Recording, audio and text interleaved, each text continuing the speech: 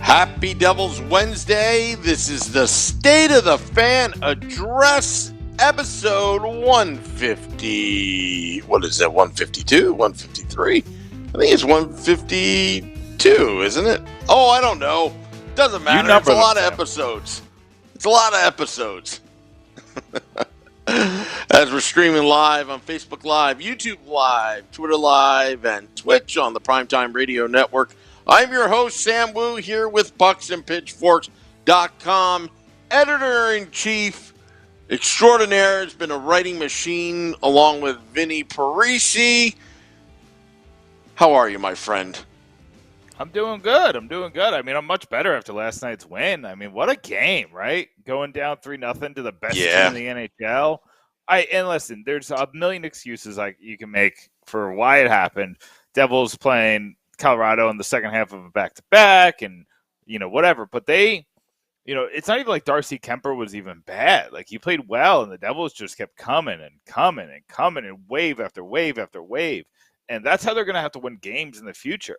They're going to have to overwhelm people with their speed and skill. And, it's such a interesting week. We got around 2 weeks until the trade deadline, and it's going to be a lot. We're going to see some interesting facts coming up. They're going to put players in positions to look good. We are seeing a lot of speculation, but then on the same time, we saw an exclusive interview with Tom Fitzgerald from Pierre LeBrun of The Athletic, where he was openly candid. He's always been pretty candid, when people actually get him to sit down for an interview. But, he's just basically saying that he told PK Subban that he's not getting re-signed and he's not looking to trade Severson or anybody else of significance. So, it might be a quiet deadline, but up until then, if they play like this, and like this is the thing, Sam, is, you come into the nights like tonight, a lot of the nights this season, it's been pretty obvious what we're going to talk about because, that's what happens when your team sucks. There's not a lot of directions to go. It's usually the goaltending is bad. What are we going to do about it? Jack Hughes is great. This is wonderful. Jesper Bratt is great. This is wonderful. And, maybe sprinkle in a little Dawson Mercer, Nico Hischier in there, and a little Lindy Ruff talk. It's just been a very predictable show pretty much most of the season. Tonight, we can go anywhere. We can go last night's win. We can go Nico Dawes. We can go Jack Hughes just lighting the world on fire yesterday. He was the best player on the ice when you're playing the best team in the league. He skated circles around Nathan McKinnon. It was insane.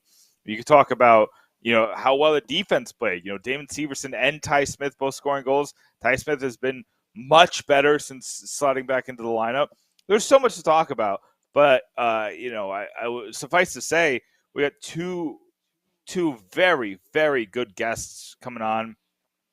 Spectre's Hockey is coming on tonight. He'll be on at 8:40. You know him from Bleacher Report. Lyle from Bleacher Report. You know him from Hockey Writers. He writes pretty, a lot of places, but Spectre's Hockey is his website, and he's always got the best rumors on there. And So he's going to be on for it years. Yeah, for years. And we got Carol Schram, writes for Forbes, also writes for Hockey Writers, a couple other places. She'll be on at 9:10. So we got Sam. This is one of this is going to be one of our best shows. We have positive Devil stuff to talk about. We got trade deadline speculation to talk about. We got a goalie who could stop the puck. And I understand that Nico Dawes let in a sticker or two over the past week, but that's fine because the situation behind him has been letting in 6 or 7 stinkers, it seems like. So to get a player, and it's funny, his numbers, his advanced stats, I won't go into them, but basically it says he's stopping the exact amount of pucks that he's supposed to. He's not doing any more. He's not doing any less. And that's exactly what you want at this point when you saw what you've seen from the Devils this season. So it's an exciting podcast. I mean, that win has got me pumped, Sam. It's got me pumped. I was actually there last night. I had club seats. Oh, look at you! Yeah, I was in the fancy schmancy section. Big shout out to George, who works at the arena. He's like, Woo Report. You're the guy with the Woo Report. And I was like, yep. I recognized you. And then a couple other people, and I decided to do a Woo Report today because, again, I have a hectic, busy schedule, just like you, Nick. Yeah. And like Vinny Parisi. And it's hard to fit that in the middle of the day, just to drop everything and do that. But I was taken back. People watch the Woo Report. They want to be in the know. They want to hear opinions, and they want to hear ideas. I was like, all right, I'll do the Woo Report. It's funny. It's funny when you see people like recognize you a little bit, be like, they like look at you funny, or like, what's up? It's like, oh, I recognize you from here or there. It happened a couple times to us when we did the live Emily Arena show, when we were just kind of walking around setting up. Everybody's like, oh, you guys, the guys? So we're like, yeah, well, that's us. So it's kind of funny. And I've been doing this. I've been covering the Devils for pucksandpitchforks.com for I told you my 5-year anniversary was back in January. It's wild to think that I've been doing it this long, but we've been through a lot of ups and downs together. Not just you and me, but me and the fan base, you and the fan base. We've been around the Devils and its fan base, and we've made friends. I've made enemies apparently, but it's all Twitter stuff and things like that. It's fine. When you have opinions like we do, and you have to have the quantity of opinions that we do. I'm writing 30 different articles a month. You're doing 20 different podcasts a month. It's amazing. You just gotta have all these opinions, but it's a good thing. I love the discourse with fans. Usually, I get people in my mentions who are real mad, and I've learned in my time on Twitter that by the end of the conversation, they're back on board. Whether it's we got some controversial opinions. You wrote about how you wanted Lindy Ruff back, and that it's not going to go over well with some people. And if I write the Devils should trade Damon Severson, it's not going to go over with some people. And if we write the opposite, that the Devils should keep PK Subban or something, writing things like that, there's opinions, there's very strong opinions on both sides. And I love this discourse. But speaking of discourse, you got to go get Lyle on. He's coming on the show. Yeah, I'm trying to do that right now, but well, why don't you talk to social media? Twitter Live is just humming right now. I don't know if you've ever noticed. Twitter Live is just crazy. We got the Twitter Live, we got the Facebook Live, we got the YouTube Live. We got lots of people coming in watching, and I'm excited to talk to Lyle Richardson tonight because he's somebody I've circled around. I've seen his writing. I've seen some of the things he's done, and just another situation. We're trying to find the right time to get him on the podcast. And we're a couple weeks from the trade deadline. He's going to be super busy for the next 2 weeks. So getting him on tonight, perfect timing. And have you seen all the rumors that are out there? We got the PK Subban contract termination that was mentioned by Merrick and Elliot Friedman today or yesterday. I think it was today. That just doesn't make a lick of sense. a lick of sense. That doesn't make any sense. Why the Devils would just cut him so he could sign with whoever. I understand being player friendly and that giving you equity in things like free agent signings and trades, waiving no move clauses and trades, and getting players to come in and be happy with the situation. But just cutting an asset for nothing makes you look like a fool to other teams too. So you got to weigh that, and I think that there's no positives in just cutting PK Subban's contract if you can't work out a trade by the what is it, March 21st deadline. And then there's Daily Faceoff is reporting that Mackenzie Blackwood is a player that's been, I don't know if he's been named, I guess, but he's definitely somebody that they think that they can list as available in trade talks. Obviously he's out with the heel issue right now, and he could be back in a couple weeks. He could not be back in a couple weeks. Who knows where the situation is with his rehab? We haven't really heard a lot about it, but I don't understand why you would trade Mackenzie Blackwood right now unless it's a swap. Maybe you're trading Mackenzie Blackwood for another goalie that you're not seeing live up to complete expectations, and you think maybe this will be a better situation. I don't know. That one was. You can't trade Mac Black. That didn't make a lot of sense when I saw that. It was very strange. You can't trade Mac Black. Although I will say though, it does make for entertaining debate though, because I actually thought about it myself, and I was thinking, I think we have a special guest today that we could ask. His name is Lyle Richardson. I've been following him for years of Spectres Hockey. You can find him on Twitter at Spectres Hockey. Lyle, you're on with Sam and Nick. How are you, my friend? I'm fine, guys. Thanks for having me on. Oh, thanks for coming on. We really appreciate it. Like we said, we've been following your stuff for we talk about how busy we are, but I don't even know how you have the time to write in all the different places. Not only are you writing for Bleacher Report and for Hockey Writers and putting out pretty extensive content. These are some big articles that you're writing. You're also managing this website, Spectres Hockey. I guess before we get into kind of the Devils, just how do you do it? How do you juggle all these different assignments? Well, it helps that this is my full-time job. I've been doing this for a very, very, very long time. And it's been a dream job that I've been doing for 16 years, just being able to freelance like this. It has its ups and downs, but a lot more ups than downs. And it's just been a lot of fun. And it helps that I love writing about the National Hockey League. So, when you love what you do, it's not work. There you go. And I tell people that I feel like every time I say it, another wrinkle comes on because it's just like the oldest dad joke in the world. But so let's get into the Devils. The Devils are a weird team coming into the deadline. I don't really know how to assess them. They were pretty clear what they've been the past 3 seasons, what they were going to do at the deadline. This season, I have no idea. Now, you were writing about the playoff race and how there's some playoff teams that are looking for massive pieces, like gigantic pieces, and there's a couple out there, but there's also a couple that have been rumored for the Devils. What do you think they're going to do? Do you think they're going to be, maybe a surprise major player at the deadline, or do you think it's small moves only from here on out? Well, I do think they're going to be involved. They're obviously not going to be buyers. They're not in a position to be buyers. I think we can all agree with that. They'll be sellers, but selected pieces. And of course, I think we all know that the main one, and you guys spoke about it at the top of the show, I believe, was about PK Subban. If there's a deal that can be found that's going to benefit the Devils.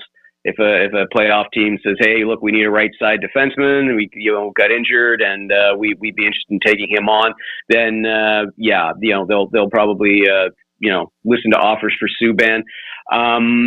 They'll probably have to do a bit of, I think, some cap retention there because a lot of teams, especially a lot of the playoff teams, have very limited cap room.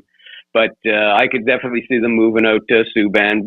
Just getting whatever you can for him, be it draft pick, prospect, whatever you can get for him. If you're lucky enough to get a good young player, go with that. But the guy who interests me the most is Pavel Zacha. And I think you guys, if you've been reading my stuff, and you probably have been heard his name floated, by some other pundits as well, that the Vancouver Canucks could have some interest in him. And I believe it was Jeff Merrick at Sportsnet who first floated that about a month ago. Because of course there's a bit of a former Eastern Conference connection there with Jimmy Rutherford as they're now the Canucks president of hockey ops. Patrick Alvin, now the general manager of the Canucks, was the assistant GM of the Penguins. So they saw a fair bit of Zacha during their time with the Penguins, and I could see there being a deal there.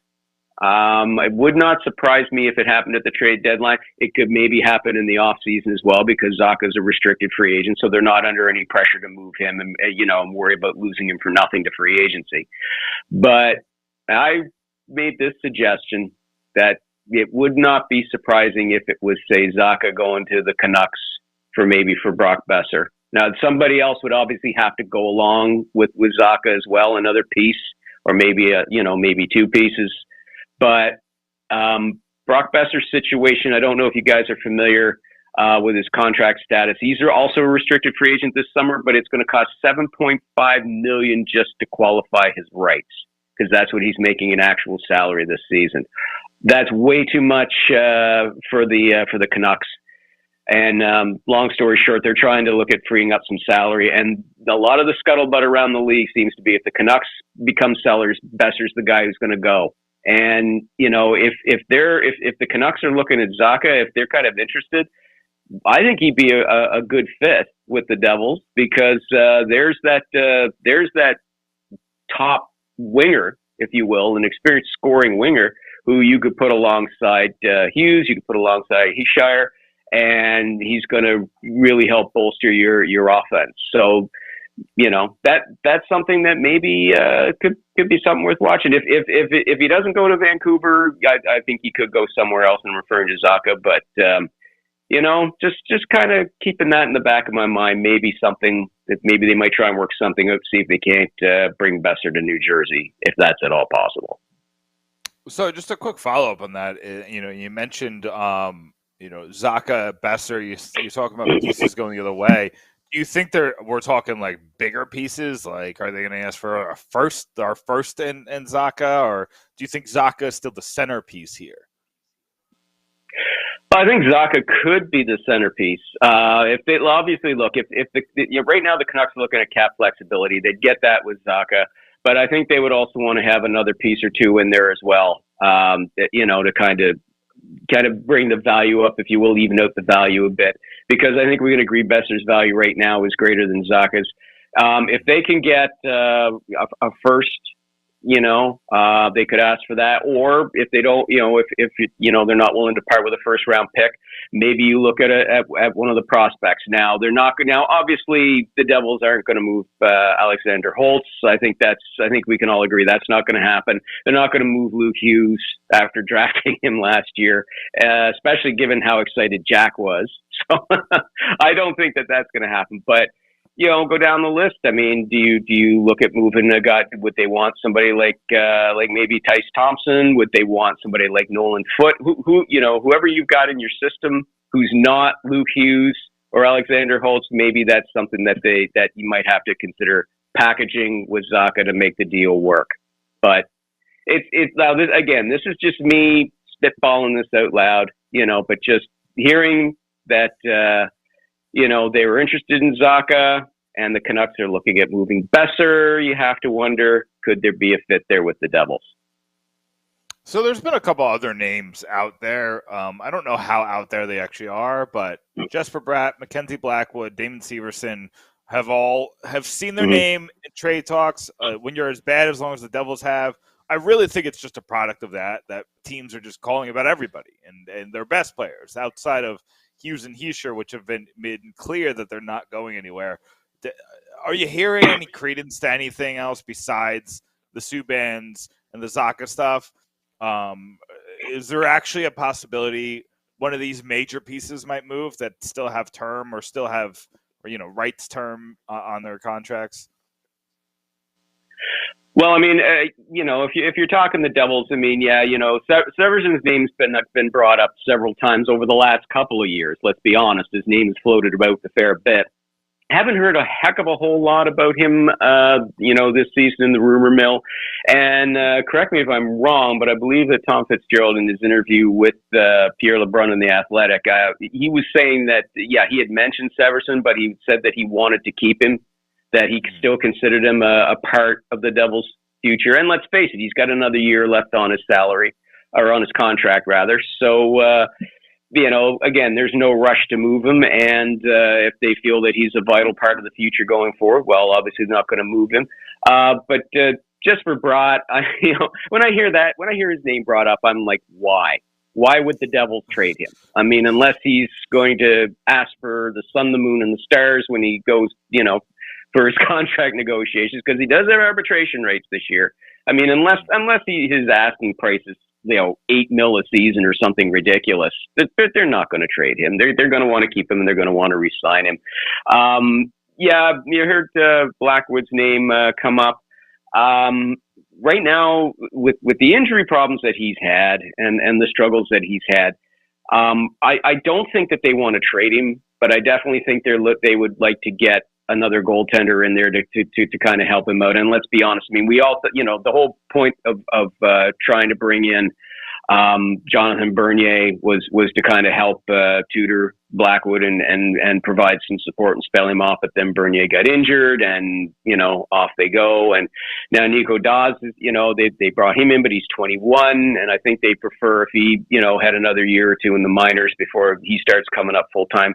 But that, that's a move that you consider, I think, in the off season. And I certainly don't think, again, that they're going to give up on Mackenzie Blackwood, who I believe still has another year left on his contract. Yes, he does. But I think the goaltending is going to be an area of concern going forward, because Blackwood hasn't developed as they would have hoped. He's not at the stage they would prefer he'd be at by now, but I don't think they're going to give up on him by any stretch of the imagination either. So his name comes up. He got floated out there because, of course, it's the silly season. So, and the Devils aren't a playoff contender. So people think, hey, maybe they'll be selling off guys like Blackwood, but I don't think that's going to be the case. Yeah, it doesn't seem to make a lot of sense. Again, you said it's silly season, so it's just throw anything at the wall and see. But it's a lot of these rumors just didn't. It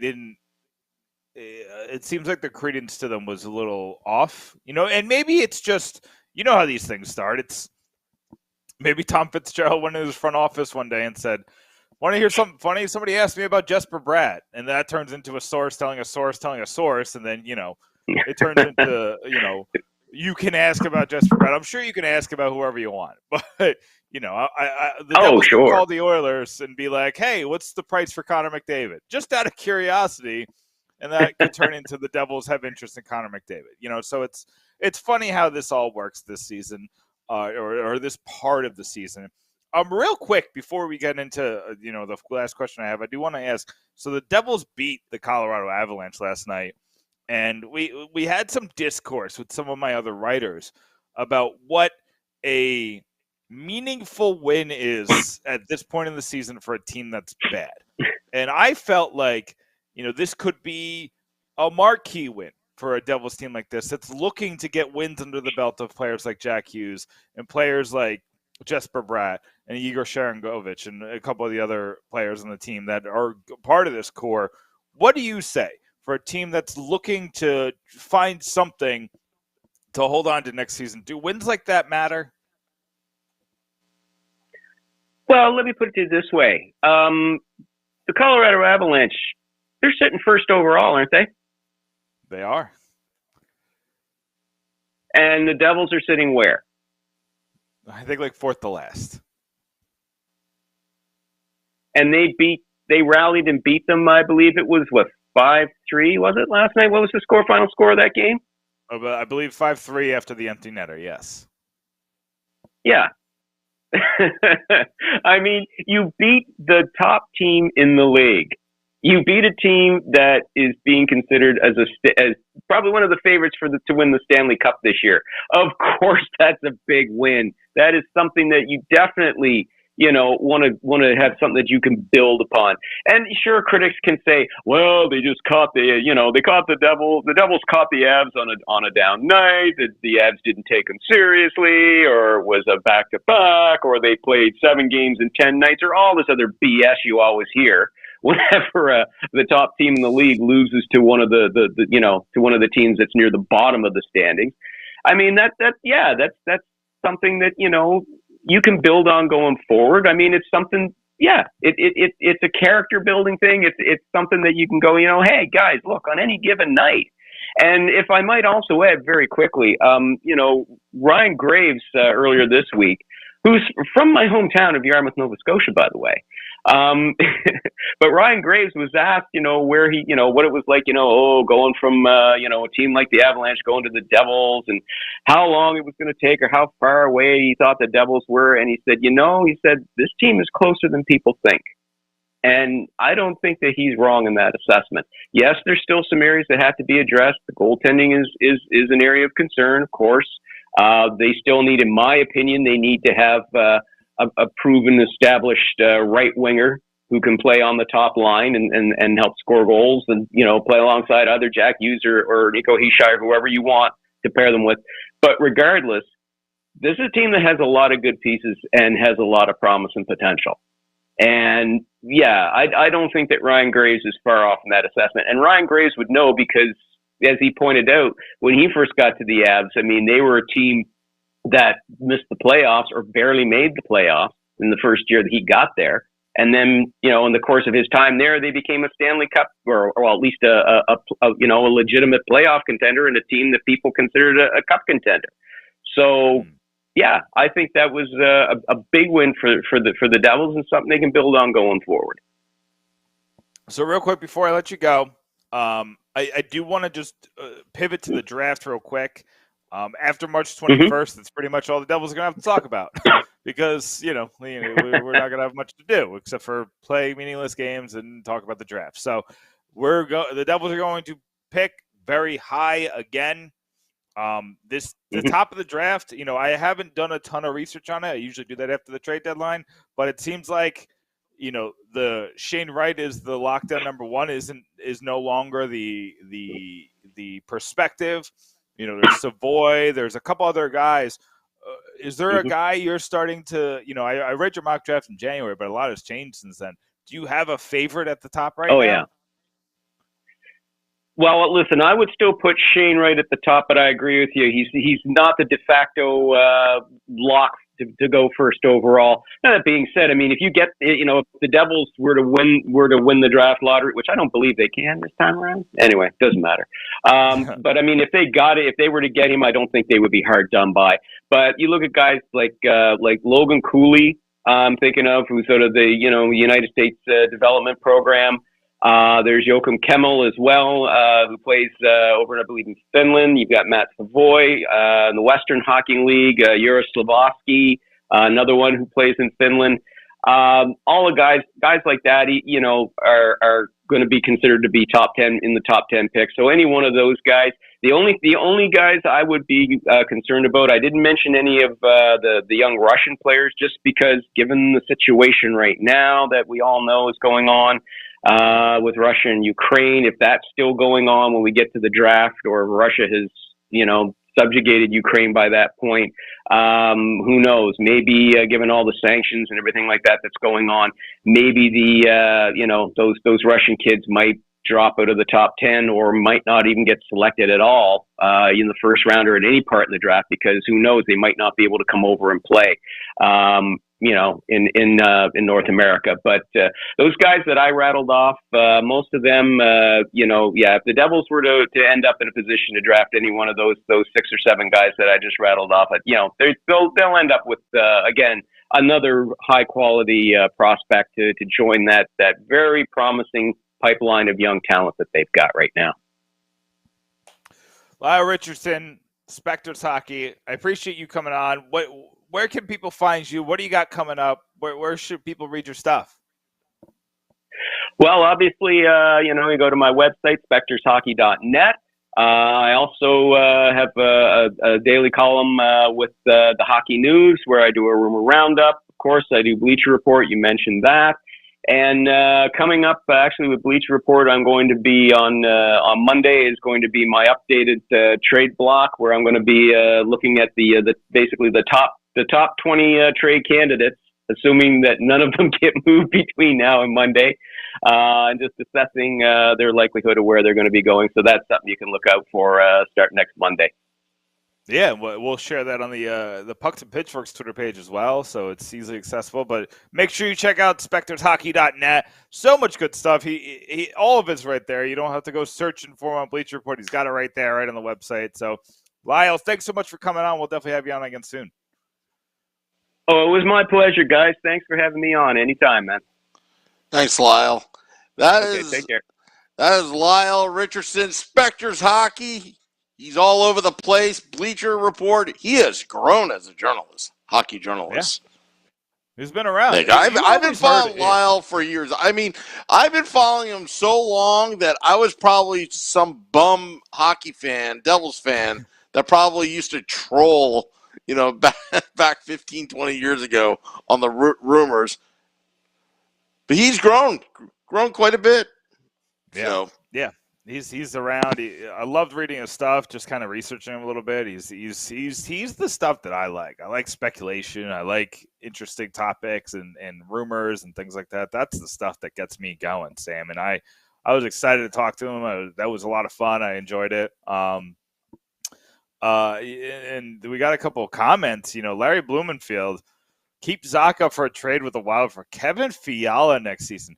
People like this Kevin Fiala. I remember watching the Wild and Kevin Fiala for a while and seeing he was a good player, but now people are saying he's got a ton of value, and I know he's younger, so he's right in the wheelhouse for what the age the Devils kind of want to acquire players at right now, but.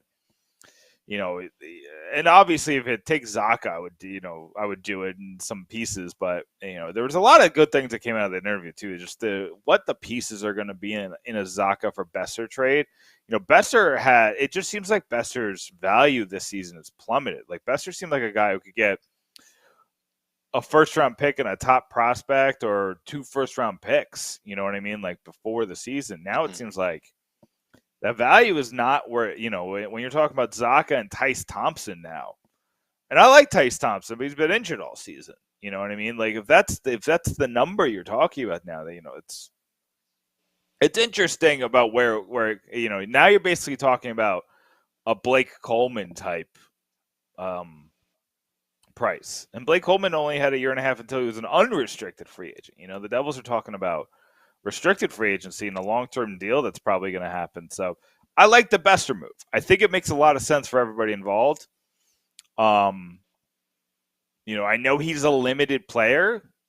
I know some people say if you're going for a pure scorer, go for Laine, but I've looked at Besser's numbers, and his underlying numbers aren't that bad, especially in the years prior to this one. He's not, Patrick Laine has been at times just terrible on the defensive side. Mm-hmm. And that is worrisome when you're making a move for a player like that. So I think that Besser, I'd definitely rather have Besser than Laine right now. And I've been, Sam, the entire time I've been writing and on this podcast, I've been hitting the table for Patrick Laine because I think that he's a player that definitely has a ton of value for a team like the Devils. But he's gonna frustrate whatever coach he has because of what his focus is, and I don't know how much that could be coached out of him. So I definitely think that Besser is somebody, and Craig Best wants to do Zacha, Severson, and something else for Hellebuck. I don't think Hellebuck's going anywhere. The Winnipeg Jets know what they have. I don't think they're moving him. The interesting, I know Scotty wants him. I would love him. Get him, sure, but you're not going to. It's like they'll ask for Jack Hughes. So it's, Nick. I'm not. I hope this doesn't come off as calling you out, but I'm not. Boy, I just want to point out something. Oh boy. these games right now are not meaningless because this is part of the evaluation period of what Tom Fitzgerald is doing. Last night's victory showed that the pieces that Ray Shero and Tom Fitzgerald put together have potential. That's all it showed. The goaltending position, getting what I've been terming the big bopper, a power forward that can score on the wing to help Nico Hischier and Jack Hughes pat on points. These are big decisions that Tom Fitzgerald has to make. I think Tom Fitzgerald needs to get a number one goaltender. But what Nico Dawes has done is kind of so far has changed the dynamics a little bit. Not so much of not getting a number one goaltender, but not overpaying for a number one goaltender. He's not as desperate. And even Lyle said Nico Dawes, the Dawes pound, a couple years away. We've said it, he's ahead of schedule. He came up as an emergency situation, just like Martin Brodeur was back in the early 90s when Craig Erickson and Marty Brodeur had to fill in for Chris Terreri and Craig Billington. And Brodeur eventually went back to Utica for one more year, maybe a year and a half, and then finally came up in 93, 94, and eventually took over the starting position from Chris Terreri. So by evaluating that, I wouldn't mortgage the future when Lyle, again, throwing ideas out there about possibly an Alexander Holtz to seal the deal. I'm thinking to myself, absolutely not. Absolutely not. Because I still feel like Tom Fitzgerald, and as much as Devils fans, I'm impatient. You have to stay the course because you've gone this far. Another 2 years. I'm not mortgaging the future. Will pay off dividends for with the cup in the end. That's why I always go on that 2025 rant because I feel that you've gone this far, 10 years. You've got the potential there. That's what last night showed. Stay the course. Don't overspend. Don't overcompensate because a great goaltender can mask your deficiencies, but it doesn't solve the problem long term. Yeah, but they're not going to win the cup. I had a little allergy. But they're not going to win the cup because there's no way they can win the cup with just goaltending. Now, if they had the stellar goaltending and then suddenly all 20 players in Lafreniere, suddenly rips out 30 goals in the playoffs, okay, you got to. Here's the thing about the Rangers, and I'll do this real quick because I have to be quick because we got the next guest coming. The Rangers and Devils have been similar in having a lot of things go right. Chris Kreider's having a 40-goal season, which is out of this world. Insane. Zibanejad and Panarin are still at the top of their game. Adam Fox is still, Norris level defensively. But this is an outlier season for Kreider. You're getting older with Zibanejad and Panarin, and you're not getting what you need to from Lafreniere and Kakko. And you're getting just impossible to repeat goaltending. Like Jacques Plante is the only guy who has these kinds of numbers consistently. And they're not even these kinds of numbers. So I don't know where the Rangers go from here. But I'm excited about the trajectory that both the Devils and the Rangers are on, because I feel like in 2 years, this is going to be the best rivalry in this game. But we got to get our next guest, Sam. Yeah, we'll get our next guest. Also covers the Vancouver Canucks as well, Cal Schram. I'll go get her. I don't know. Has anybody mentioned about Quinn Hughes? Meow, meow. If they're desperate enough to come over here. We'll see. We'll see what happens. But speaking of Alexander Holtz, he scored tonight. He's just ridiculous. And the Utica Devils are wearing the black jerseys, people. Oh, it looks so freaking cool. And it's super like reeled in. Like it's just there's not a lot of piping. It's just black, it's red numbers on a black jersey. And it looks super just super clean. And Alexander Holtz, I'm watching the goal right now.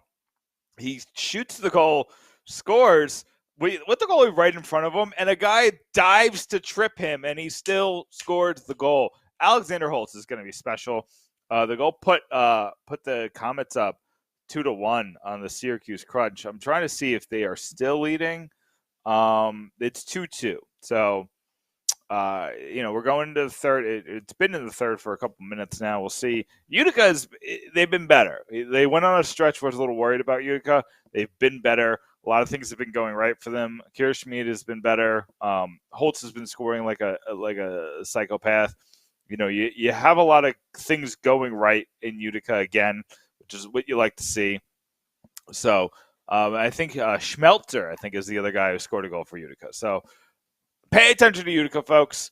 I'm going to be writing more about Utica. I'll promise you that, just because I think they deserve the attention. I think they deserve, to recognize what's going on there. There's a lot to love about what Utica has done this season, and I want to get them more people's eyes on them. We got to watch the Utica Comets, people. They play on Wednesday a lot, so don't watch them that day. Don't watch the Wednesday day. But watch them every other day. They got a couple weekend games all the time, and they're fun. And that's what we needed. We needed this team to be fun. And you got a fun team with lots of Devils, future Devils. That just watching Holtz every night is just special, and seeing him score as often as he does. Man, I just can't wait to see him. And I think you put him on Nico Heischer's wing. I think that's what you do. Imagine Hischier, Bratt, and Holtz long term as a line. Oh man, I'm salivating just thinking about it. And then, you got Sharangovich, who just seems to work with Hischier. Maybe it's his Chris Kunitz. Maybe they just always will figure each other out. With the Hughes and Sharangovich, and then I don't know who you put as their third wing. I don't think you have him right now. That there's still the ties that the Devils had to Tarasenko from the offseason that could be revisited this year. He does only have 1 year left in the contract, so I don't think his value would be as high. I don't think the Blues would value him as high as either. But then there's also Besser. If you get Besser, you put him with Hughes. Then you got Besser, Hughes, Sharangovich at the top line. You got Hischier, Holtz, Bratt as a second line. That top six, ladies and gentlemen, is I don't care. I don't care who you have. Put them against anybody in the league. I would be excited. Sam, I'm getting excited about next year already. I can't hear you, Sam. Hold on. I told you these games aren't meaningless. Sorry about that. Technology. I think I called a fax machine in the beginning. Sorry it took it too long. That's okay. Do we have Carol? It's all right. Yes, I do, actually. We have Carol Schram. She's a senior contributor of Forbes Sports. You can find her on Twitter at Pool88. Carol, you're on with Sam and Nick. How are you tonight? I'm great, thank you. Thanks for having me on. It's nice to chat Devils and Canucks. Oh yeah, it's exciting, and these two teams, Carol, have been kind of circling each other for a long time, and it just seems like all season it was Connor Garland, it was Pavel Zacha, it's Brock Besser, it's and obviously these two teams are always going to be somewhat connected because they have all of the Hughes brothers. I'm sure they're always going to have the fan bases are always going to chime about them, but it seems like it's other pieces right now. I'll just jump right into it. Do you see the Canucks and the Devils being partners? Do you think that that's a realistic possibility? I think it's a possibility. One of the readings of the tea leaves I heard over the last couple of days is the idea that the Canucks maybe are most interested in acquiring a young defenseman, that's their end game. It's hard to predict what's happening with this new management group. We've never seen Patrick Alvin before as a general manager, and obviously Jim Rutherford's situation is very different here in a group that might make the playoffs compared to what he was trying to achieve when he was in Pittsburgh. But it does make sense to me. Defensive depth is an issue on Vancouver, and it makes sense to me that they would be looking for a young defenseman that they could partner up with Quinn Hughes, not necessarily even on the same pairing, but just have them anchor the blue line for Vancouver for many years. I was on your site earlier today, and I saw some Ty Smith ponderings, which were of great interest to me, because I know Smith's not having the greatest season this year, but he looked pretty good last night, and he seems like the kind of player that I would think the Canucks could be very interested in. And he played at Spokane, the WHL, so that's a hop, skip, and a jump from Vancouver. So I'm sure they've seen him before, right? I would assume.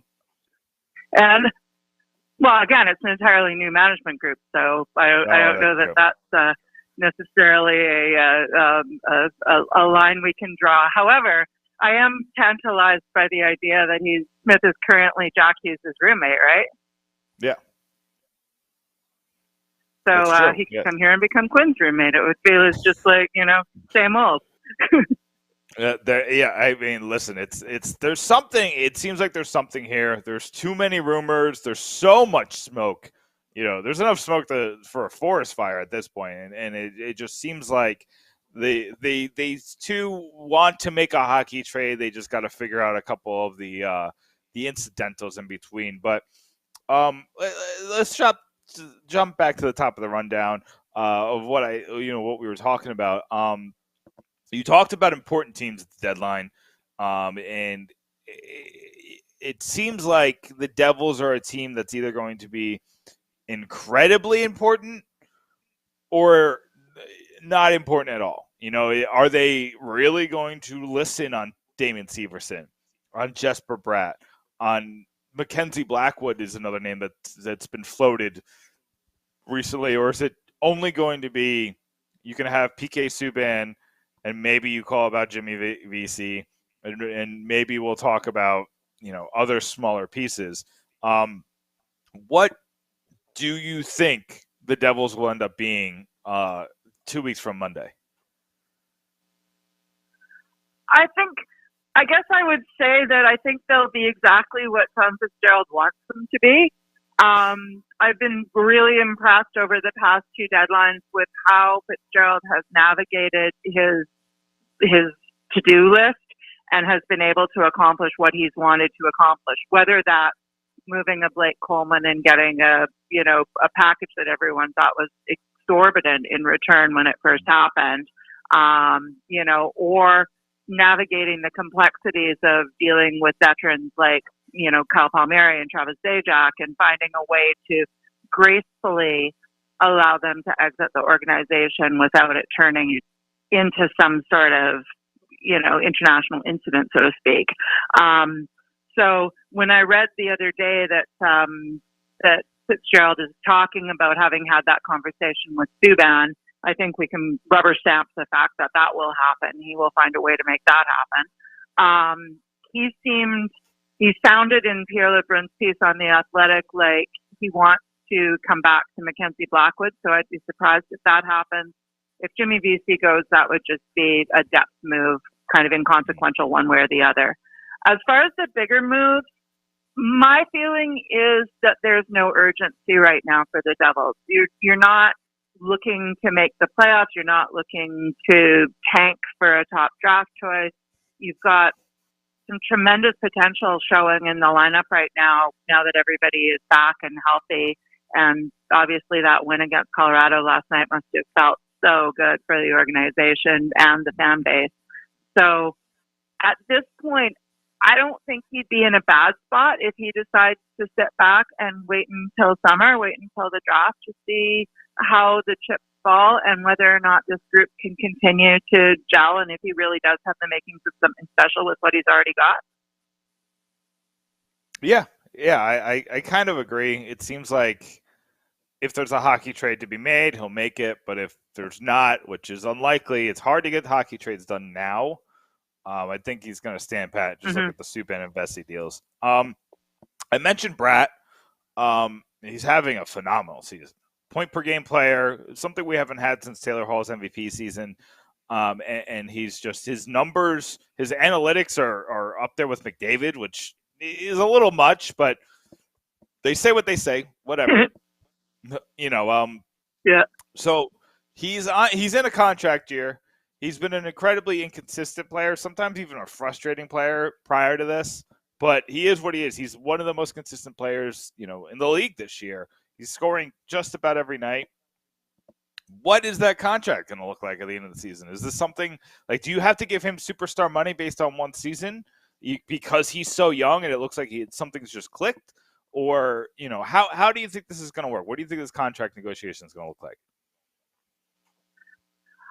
I've been really liking Bratt all year, like you say, because of his consistency. No matter what line he's on, he seems to find a way to produce, and he can score or he can set up plays. He's pretty, Swiss Army knife as far as his offensive talent goes. Great on the power play too. So good on Fitzgerald again for signing Bratt to such a economical deal that he's on right now. But I bet he's probably kicking himself that he didn't lock him up for more years when he had the chance. Now that we've hit this crossroads, a couple players I looked at that I thought were sort of similar in their career arc and might offer sort of a template for what we might see with Bratt would be somebody like a Drake Batherson in Ottawa, who signed last summer for 6 years at $4.975 million. Connor Garland in Vancouver is another guy who basically had one good year, and he got 5 years at $4.95 million. You could even look at Pavel Buchnevich as a comparable at 4 years at $5.8 million. So I would think, as a 23-year-old with arbitration rights, that's probably the kind of ballpark of what Bratt and his agent would be looking for. So I do want to, before we let you go, I do want to kind of go back to the Vancouver well. It's just what a lot of people are talking about. And we had Lyle Richardson on from Specters Hockey on before you, and he specifically mentioned Brock Boeser and what that would bring to the Devils. And I was even speculating before you came on just what a top six would look like with Boeser on it. And it's very exciting to me. What do you think that the Canucks need? It seems like Boeser's the guy they've zeroed in on, of a guy that they would move at the trade deadline. What do you think they're looking for? And what do you think a guy like Boeser brings to a team like the Devils? I would say that the two pieces that are in play would be either Brock Boeser or Connor Garland. I'm not convinced that Boeser is the player who's going to get moved because he's well loved in this marketplace. The biggest obstacle in his case is that $7.5 million qualifying offer that he's due at the end of this season based on his current contract.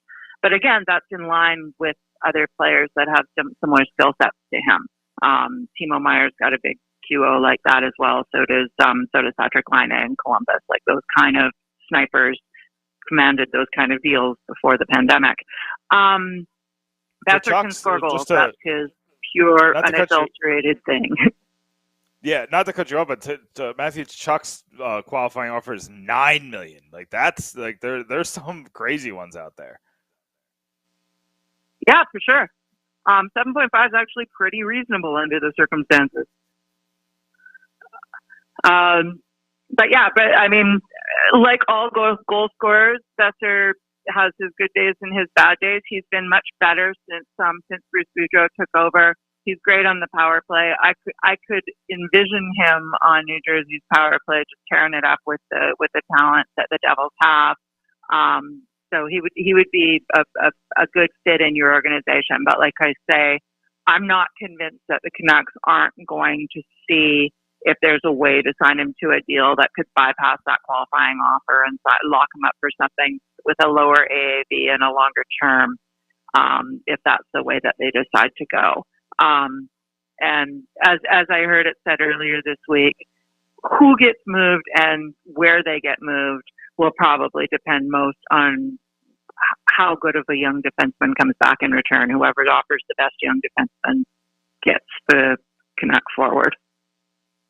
Do you just a follow-up to that? Do you think that the Canucks are going to be able to get this done? I've heard, Byram is another name that's been thrown around for the Canucks, and I'm sure they would be into Smith. There's a couple out there, but young defensemen are hard to come by. Do you think in Vancouver, the whole thing that kind of throws a wrench in all this is Vancouver's kind of still in it? They're still in the playoff hunt in a weird Pacific Division. Do you think that they're going to make one of these big moves that they've been talking about, or do you think maybe – what does your gut say? Do you think they stand pat, or do you think they make one of these big moves? I'd rather answer that in 4 hours when I see how they do after playing Montreal tonight. That's fair. The role that they've been on is so good, and Boudreau has been so committed to trying to get them into a playoff spot. The team has gelled really well, and it's the most special, optimistic time we've had in Vancouver, certainly since the 2020 playoff bubble, and really, probably several years before that, because we didn't really get fans able to participate in what happened previously. So, no, I'm honestly not convinced that that there's necessarily going to be a big move happening at the deadline for Vancouver. You could see, God, I'm not even sure they would move Luke Schenn at this point. It's like the chemistry is special right now. And if they totally drop and again, you saw them at their worst when they played the Devils last week, but they rebounded really nicely from that game. So yeah, I don't know. I'm really curious, and the fact that we've got a whole new kitchen full of chefs during the pot right now makes it really difficult to predict how this is all going to come out. Carol, I've had a lot of fun tonight. This is great. I really appreciate you coming on. Just let our listeners know we got a lot still in the live, and there's going to be a bunch on the downloads tomorrow during the morning drive. Let them know where they can find your stuff and what you got coming up right ahead of the trade deadline.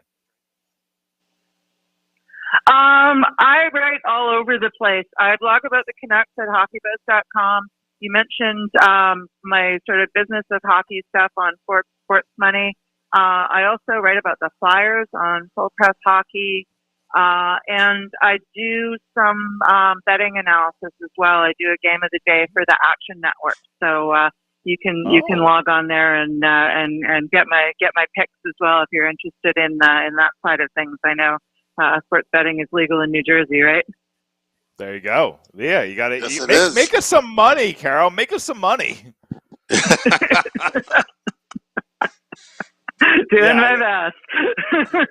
we need it. The tax returns didn't hit like we thought it was going to. We need a little extra. We need it from Kyle Schram. Thank you so much for coming on. We'll definitely check those out. If you got any Devils stuff, let us know. We'll share it on the Pucks and Pitchforks Twitter account. Get some of them Devils eyes on it. But we're looking forward to reading some of your stuff on the trade deadline, and we'll definitely have you on again here soon. Thank you so much. That sounds great. Thanks so much for having me on, guys. It was super fun. Thanks, Carol. That is Carol Schram. You can find her on Twitter at Pool88. You never know, Nick. You never know. We could be listening and reading Carol Schram's picks, and then we make a big bet, and suddenly we become billionaires, and then we can buy the Devils ourselves. There you go. You've been talking about sell the team. It's got to be a pretty big bet. It's got to be like a 400 team parlay to get Josh Harris money. You never know. I mean, we could remember Back to the Future, the Almanac, and Biff. Biff, went back in time, gave it to the younger Biff, and suddenly the town became like Biff Central. Well, that's what's going to happen to us. We're going to read Carol's stuff. We're going to place great bets. We're going to make a lot of money and then buy the team. That's the goal now. Let's go. Let's buy the team. No. And I'm not big on the sell the team mantra that a lot of people are on, and I know you've tweeted it out once or twice, Samuel, but I'm fine with them. That's me. I was mad, just like anyone else, but it's more like sell the team to me more than anything, not just sell the team. Yeah. If you buy the team, I got dibs on GM. Shorts guy could be head coach, or Scotty. Make Scotty head coach. Just the Sunday show is the coaching staff. State of the fan address will be the GM. Vinny Parisi would be the Zamboni driver. Oh, well, poor guy. Give him something. Jeez. But we keep but he's going to be making $1 million a year doing that. I'm sure he wouldn't complain. He will lick that ice clean for $1 million a year. So would I. We'll have Luigi night. We'll have Luigi night. We'll have the Nico Paws night. Bring your dogs in to Prudential Center. We're coming to the end now, and I wrote about the Subban speculation, Sam. I went kind of in depth on it. The ridiculous rumor that they would just buy him out. I think it's a terrible idea. I went into it on pucksandpitchforks.com. Before tomorrow morning, I'll have something on Nico Dawes and kind of just what we're seeing. Are we seeing something that's tangible? Are we seeing the future here like we saw with Mackenzie Blackwood back in the day? Or are we seeing just something that's keeping us head above water? I got a Jesper Bratt piece coming later this week. Vinny Parisi has a trade piece coming. We all know how much you guys love or love to hate the trade pieces. The trade pieces are fun, though. I'm excited for that one to come out. And we talked about this a lot. It's going to be a Canucks Devils specific trade piece. There's just been a lot of big players being talked about. We want to see what those deals might look like. But that's coming on pucksandpitchforks.com this week. So make sure you check that out. Just go now, because we got a lot of pieces. We got PK Subban, what he's worth trade piece out. We got 2 Lindy Ruff pieces out right now because y'all have been talking about keeping Lindy Ruff. So I had to give the dissenting opinion on Lindy Ruff and kind of looking at both sides of that. That's up on pucksandpitchforks.com right now. Jeremy Goldstein wrote a piece. Vinny wrote a piece on Nico Hischier and Jack Hughes. He wrote a piece on last night's Colorado win. We got 2 pieces on the Colorado win. There's so much content on pucksandpitchforks.com, Sam. I could go on forever, but we got it. Oh, and then one other piece that I had a lot of fun with. If you're familiar with the cap-friendly armchair GM section, you see a lot of interesting things over there, a lot of weird things, but I try to find some fun trades on there. A lot of big names going back and forth, so that's on pucksandpitchforks.com right now. Like I said, Nico Dawes, Jesper Bratt pieces, those will come in the next couple days. Wow. Good stuff. Go to pucksandpitchforks.com. Read all about it. That's all I got, Sam. That's all you got? All right.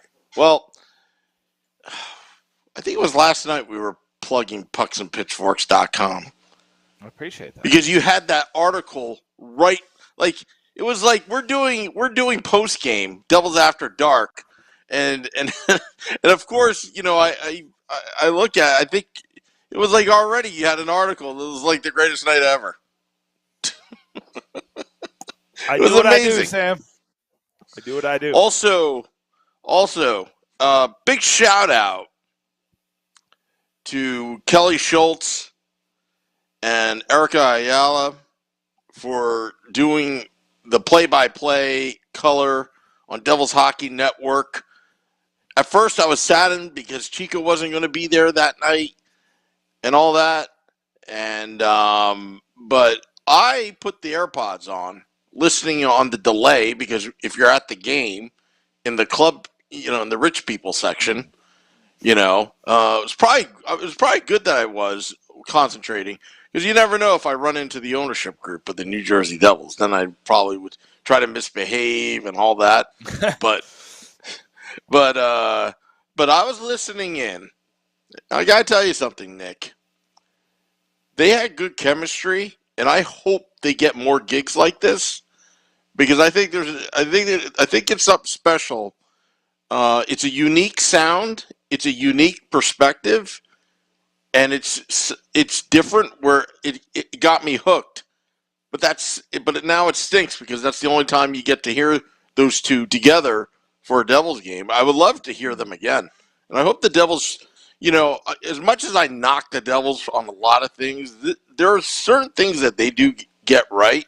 This one they did. All around, I thought they did. They've been really good with social issues this year, like phenomenal. Maybe better than any team. They wear these specialty jerseys, right?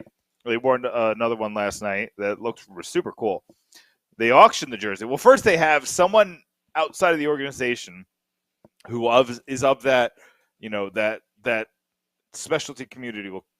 They make the jersey. They had one for Hispanic Heritage Night. The Chinese New Year night, they had they had one. They had a Pride Night one. They spend a lot of time. They put a lot of effort into these warm up jerseys, and then they auction them off. The money usually goes to a foundation to help those communities, and that's super cool. And then to give opportunities like this, I'm going to be honest, Sam. I never heard of those two women. And now I know them, and now I'm going to follow them. I'm going to see what where their careers go, because you're right. They did a good job, and I like people who are good at hockey, and they are both good at hockey, and that's all that matters to me. So I'm excited, and I hope they get another game. I hope it's I'll tell you what got me engaged. This is a bold move by Kelly Schultz. I'm listening in. Devils are down 3-0, right? And don't lie, Devils fans. At that point, the negativity starts kicking in. Like, oh crap, here we go again. All right, well at least we're playing the best team of the league. Is it going to end out to be 13-0? Kind of like that. But it was Kelly Schultz that was pointing out certain sequences where the Devils weren't doing well on the scoreboard, down 3-0. But she did say that, look, if they do this, I forgot her exact words, they will grab the momentum back, and because they were out shooting them, they could make a comeback. And then suddenly, like a minute later, it was like 3-1. Then it was 3-2. Then it was tied up, and then Nathan Bastian, with the power play goal, 4-3, and it was just like the storybook had a happy ending. And it was it was a different perspective, and, I hope the Devils do something like this again. I think it was really cool to get another perspective. Or maybe one day, have the fans do a play-by-play. I think have a contest. It hasn't worked out. But anyway, again, that's all I got, Sam. Yeah, I'm just going to hit the music right here. I think I found it. There we go. That's it. There it is. Well, dropping the podcast at midnight. But before you listen on your afternoon commute, when you wake up in the morning, the first thing you do is you go to your phone and go to pucksandpitchforks.com to read all about it, because Nick has articles, Vinny, you've got some other contributors there as well. This guy over there. I'm pointing at you. What, the guy that procrastinates? Me? Yeah. We need more woo in our life. All right, maybe I'll draft up making the case to trading Jack Hughes. Why do you say things that make me want to hate you? All right. Well, anyway, all joking around, but all kidding aside, thank you for listening to us, watching us Met so many people last night at the game. Thank you for all the kind words. Till next time, let's go Devils.